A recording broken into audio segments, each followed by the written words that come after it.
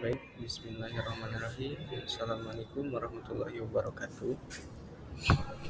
Perkenalkan, nama saya Dede Fahmi Syakir dengan NIM 2400870. Di sini saya akan mempresentasikan sistem Carnot dalam termodinamika.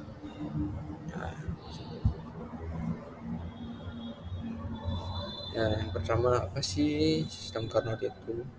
Sistem Carnot adalah model ideal dari mesin Calor atau heat engine yang diperkenalkan oleh Sadi Carnot pada tahun 1824 yang bertujuan untuk memahami batas maksimum efisiensi mesin Calor. Selanjutnya ada komponen-komponen mesin Carnot. Mesin Carnot terdiri dari 4 elemen pokok yang bekerja dalam siklus termodinamika ideal. Yang pertama ada reservoir panas yang berfungsi sebagai sumber panas yang memberikan energi panas Qh ke sistem selama proses ekspansi isoterma. 2. Reservoir dingin berfungsi menyerap panas dari sistem sebesar Qc selama proses kompresi isoterma. Simbol penting dalam menentukan efisiensi mesin Carnot. 3. Ada zat kerja, biasanya berupa gas ideal yang dapat mengalami proses ekspansi dan kompresi. Zat kerja berada di dalam silinder dengan piston bergerak menjalani 4 proses termodinamika, yaitu 2 proses isoterma dan 2 proses adiabatik. Jadi ada 4 proses ya. Yang keempat ada sistem silinder dan piston, tempat berlangsungnya semua proses termodinamika. Piston memungkinkan perubahan volume pada zat kerja. Next.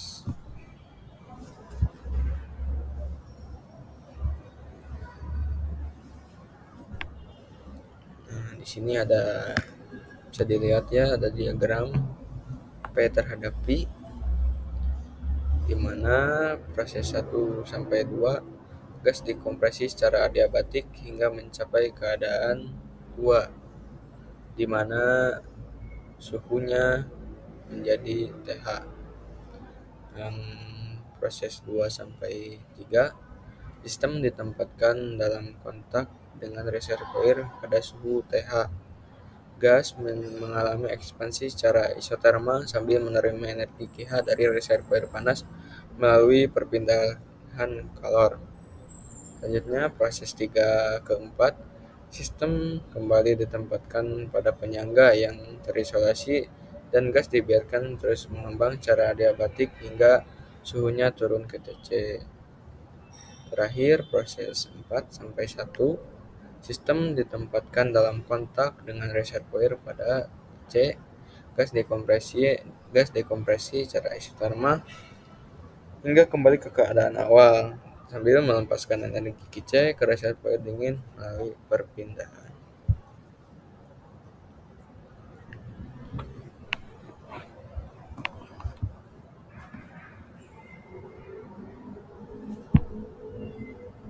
Nah, di sini ada video ya. Video dari YouTube.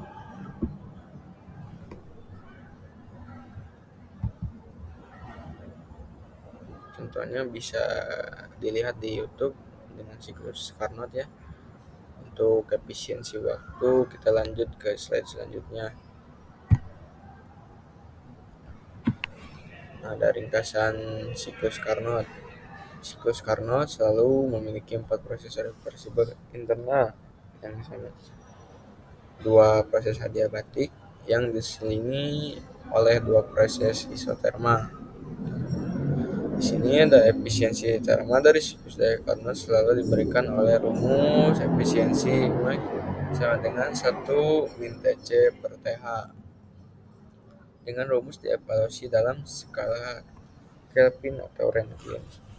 ketiga ada koefisiensi performa COP dari siklus irigasi dan pompa kalor Carnot masing-masing selalu diberikan oleh rumus Vitamax sama dengan TC per TH min TC untuk irigasi dan Imax sama dengan TH per TH min TC untuk pompa kalor. Sama di sini juga suhunya dalam skala Kelvin atau Rankine. Nah, di sini ada contoh menghitung efisiensi ya. Sangat mudah. Diketahui TH-nya 600 Kelvin dan TC-nya 300 Kelvin. Jadi kita hitung efisiensinya, tinggal masukkan ke rumus yang tadi. Efisiensi sama dengan 1 min TC per TH, jadi kita masukkan angka TC dan TH-nya, jadi 1 min 300 dibagi 600 sama dengan 1, jadi 300 dibagi 600 sama dengan 0,5 ya, jadi 1 min 0,5 sama dengan 0,5. Jadi kita kalikan 100 jadi 50%. Jadi efisiensinya 50%. Next. Ini ada kelebihan dan keterbatasan dalam sistem Carnot. Pertama ada kelebihannya. Sistem Carnot dapat menentukan efisiensi secara maksimum. Dapat sistem Carnot juga model ideal untuk pembelajaran. Nah, keterbatasannya, sistem Carnot tidak dapat diterapkan secara praktis dan proses reversibel sulit untuk dicapai.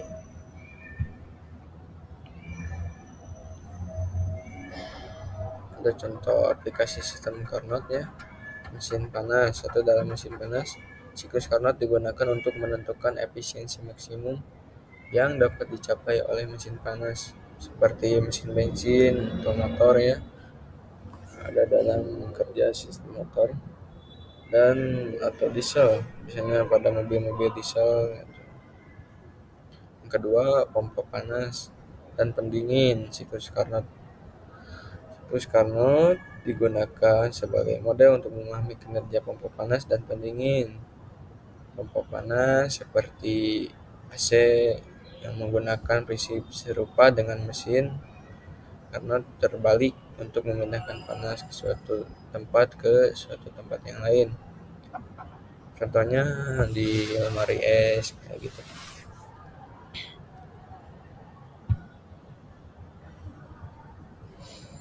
Ya, terakhir kesimpulannya.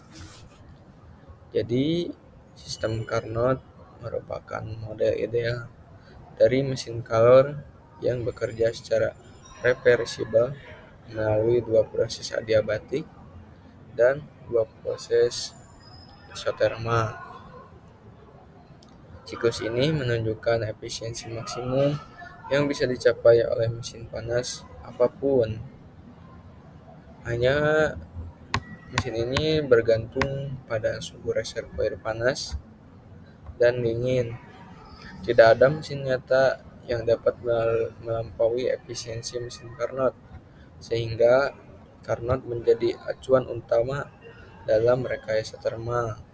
Konsep ini menjadi dasar penting dalam pengembangan teknologi seperti pembangkit listrik, mesin-mesin di kendaraan, AC, dan kulkas. Meskipun bersifat ideal dan tidak sepenuhnya dapat diwujudkan, sistem Carnot memberikan pemahaman mendasar tentang batas-batas kinerja sistem termodinamika. Sekian yang bisa saya sampaikan. Mohon maaf apabila ada kesalahan kata